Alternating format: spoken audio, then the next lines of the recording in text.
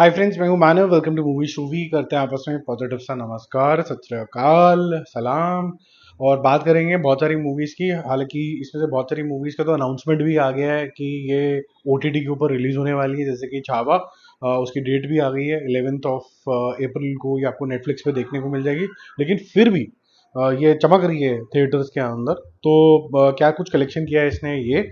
और दूसरा एक बहुत इंपॉर्टेंट मुद्दा है जो कि अच्छा क्वेश्चन है कि सिकंदर आज एक सिग्निफिकेंट माइलस्टोन अचीव कर रहा है। क्या ये उसके बाद प्रॉफिटेबल हो जाएगा? क्या हम कह सकते हैं कि सलमान खान का जो ये हिट का सिलसिला है वो चलता रहेगा? देखो, एक तो सलमान खान का जो सिलसिला है जो बहुत ही जबरदस्त तरीके से चलता रहता है, 100 करोड़ 200 करोड़ वाला, उसमें से तो कुछ इसने किया है। But at the same time क्या ये डिस्ट्रीब्यूटर के लिए पैसे कमाएगी कि नहीं कमाएगी, उसके बारे में बात करते हैं। पहले हम बात करेंगे छावा और डिप्लोमैट की, क्योंकि ये दोनों मूवीज ही थोड़ा सा बेनिफिट हुई क्योंकि सिकंदर ज़्यादा नहीं चली। तो द डिप्लोमैट से शुरू करते हैं। डिप्लोमैट का डे 25 है और इसने करीबन 40 लाख रुपए का बिजनेस करा है। कल 1.25 करोड़ रुपीज कर लिया था संडे वाले दिन। अच्छा कलेक्शन आ गया, 38.4 करोड़ रुपीज इसका नेट कलेक्शन है।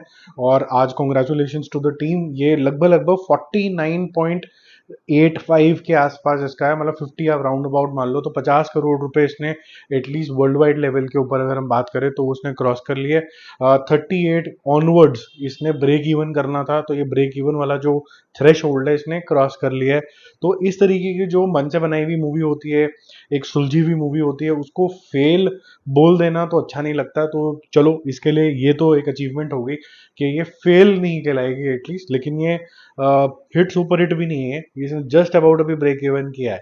ठीक है, आपको मैं थोड़ा सा अंदाजा दे देता हूँ। अगर ये 40 लाख रुपए इसने ओवर किया है, ओवर 38, तो ये 40 आधा आधा डिस्ट्रीब्यूट होगा तो 20 लाख रुपए मिलेंगे बेचारे डिस्ट्रीब्यूटर को, जिसने इतने करोड़ों लगाए। तो उसके लिए कोई बहुत ज्यादा अच्छी सिचुएशन नहीं है ये। लेकिन फिर भी वो जो तो ठप्पा लग जाता है ना, फ्लॉप, वो नहीं है, विच इज वेरी गुड। ठीक है, छावा का डे 53 है। कल 1.5 करोड़ किया था इसने, आज 40 लाख रुपीस के आसपास करेगी। तो 612.4 करोड़ रुपीस इसका नेट इंडिया टोटल है। और 817.5 करोड़ रुपीस इसका वर्ल्ड वाइड टोटल है। अब आगे चलते हैं, साउथ की मूवीज के बारे में बात करते हैं। तमिल मूवी वीरा धीरा सूरन, डे 12 है। और इसने 1 करोड़ रुपए का बिजनेस किया है, 1 करोड़। कल 2.5 किया था, 38.5 करोड़ इसने कर लिया है। 55 करोड़ रुपीज ग्रॉस लेवल पे, वर्ल्ड वाइड लेवल पे इसका कलेक्शन हो गया, which is equal to the budget. लेकिन इसमें से टैक्सेशन वगैरह ये सब चीज़ें माइनस होती हैं, तो हमें नेट कलेक्शन लेके चलना पड़ता है। तो 38.5 करोड़ रुपीज़ है। बजट जैसे मैंने बताया 55 है। ये 20 से 25 करोड़ रुपए की बिकी होगी। अगर ये 50 करोड़ रुपीज़ या 46-47 करोड़ रुपीज़ अगर ये क्रॉस करती है, तो ये एटलीस्ट लॉसेस से बाहर आ जाएगी। ये लॉस नहीं होगा डिस्ट्रीब्यूटर को। लेट्स सी ये होती कि नहीं होती, क्योंकि 1 करोड़ रुपए मंडे मतलब फिर भी थोड़ा सा स्टेबल।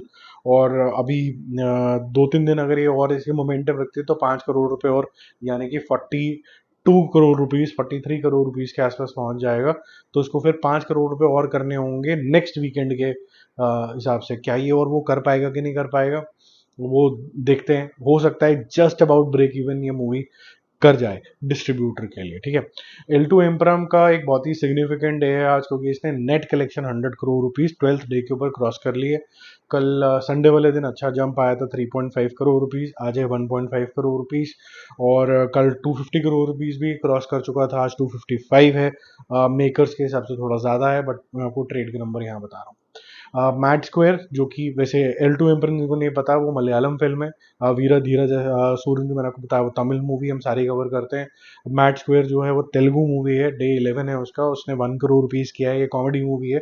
2.5 करोड़ रुपीज़ इसने कल किए थे। इसका टोटल हो जाता है 46 करोड़ रुपीज़ नेट इंडिया और 67 करोड़ रुपीज़ वर्ल्ड वाइड। ठीक है, अब आते हैं सिकंदर के ऊपर। देखो, सिकंदर का डे 9 है। और ये जो मूवी डिस्ट्रीब्यूटर को बिकी थी, यानी कि पेन स्टूडियोज को जो बिकी थी, ये लगभग लगभग 165 करोड़ रुपीस के साथ कंडीशनल हुई थी।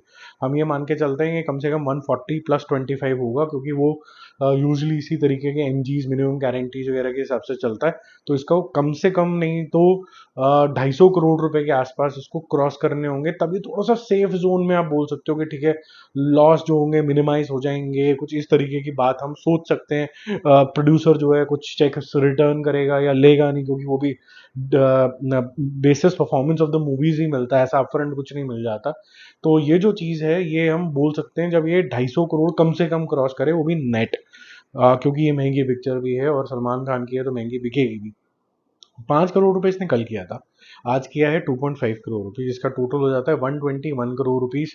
और एग्जैक्टली लगभग लगभग 200 करोड़ रुपए से 201 202 करोड़ रुपए के आसपास इसका वर्ल्ड वाइड कलेक्शन हुआ था। तो कंग्रेचुलेशन, मतलब इतना और तो है भाई का कि भाई वो 200 करोड़ दोबारा कर गया। मूवी को ज़्यादा जमा नहीं, मूवी की काफ़ी बदनामी हुई, लीक हो गई, जो भी सिचुएशंस थी अच्छी नहीं बनी, फीडबैक हुआ, सलमान खान अपने फैंस से भी मिला कि भाई हम कैसे इंप्रूवमेंट्स कर सकते हैं, वो सब कुछ अगर हम रखें एक अकाउंट के अंदर, उसके बावजूद भी ये 200 करोड़ रुपए कर गई है, तो ये काफ़ी बड़ी बात है। अब आप ये सोचो कि ये मूवी अच्छी होती तो ये कितने बड़े नंबर करती, जब मूवी समझ नहीं आ रही तब भी 200 करोड़ कर जाती है। नेट कलेक्शन इसका है 121 करोड़ रुपीज, ये एग्जैक्टली आधा है जितना इसको नेट कलेक्शन करना चाहिए। तो इसका मतलब ये है कि ये काफ़ी अच्छा खासा सा लॉस करके जाएगी, यानी कि अगर हम ये मान के चले कि उन्होंने 165 करोड़ रुपीज़ का कमिटमेंट दिया था और 121 का मतलब है कि 60 करोड़ रुपए ही रिकवरी हुई होगी, तो 100 करोड़ रुपए की हम बात कर रहे हैं जो पेन स्टूडियोज के लिए एट स्टेक है। तो काफ़ी बड़ी रकम है ये, और अच्छा खासा सा लॉस होगा। पेन स्टूडियोज जैसे बड़ी बड़ी पिक्चरें करते रहते हैं, RRR, ये सब चीज़ें करते हैं, तो ऐसा नहीं है कि उनके पास फंड्स नहीं होंगे, लेकिन ये अच्छा खासा सा लॉस मेकिंग प्रोपोजिशन साबित होने वाला है। ठीक है, तो जिनको क्लैरिटी चाहिए थी उनको मैंने क्लैरिटी दे दी है। वैसे मेरे चैनल के ऊपर अगर आप बिजनेस एनालिसिस वाली प्लेलिस्ट पे जाओगे तो उसमें हर एक मूवी का जितनी भी सिग्निफिकेंट रिलीजेस होती हैं उनका मैं बिजनेस एनालिसिस ज़रूर करता हूँ। जो लोग चैनल पे हमेशा आते रहते हैं उनको पता है, मूवी शूवियंस हैं जिनको मैं प्यार से मूवी शूवियंस बुलाता हूँ, उनको पता है। आप अगर नए हैं चैनल के ऊपर तो आप प्लेलिस्ट को कहीं पर बुकमार्क करके रख लो, उसके अंदर हमेशा कोई भी नई सिग्निफिकेंट मूवी आएगी तो ज़रूर करते हैं। अब नेक्स्ट जो मैं करूँगा वो मैं जाट का करूँगा कि उसका ब्रेक इवन किस पॉइंट पे होगा, कितना प्रॉफिटेबिलिटी हो सकती है। जैसे ही एडवांस थोड़ा सा खुलता है, आज नहीं खुला है, कल खुलेगा मोस्ट प्रॉब्ली, जैसे ही खुलता है उसके बाद हम डिस्कशन शुरू करेंगे। Bye bye.